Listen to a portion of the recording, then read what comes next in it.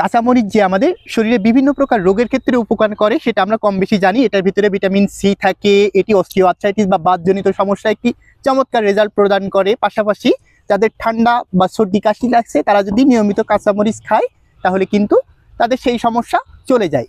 এই জাতীয় নানাবিধ ঔষধি গুণাগুণ আমরা কম বেশি সকলেই জানি, কিন্তু আজকে কথা বলবো এই কাঁচামরিচের বিভিন্ন প্রকার অপকারিতা, অর্থাৎ এই কাঁচামরিচ যদি আমরা বেশি পরিমাণ খাই তাহলে আমাদের কি কি ক্ষতি হতে পারে।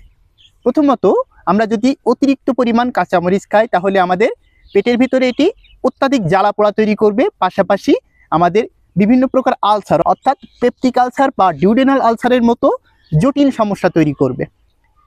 অনেকের ক্ষেত্রে অতিরিক্ত জ্বালা পোড়া এবং অ্যাসিডিটির সমস্যা তৈরি করবে।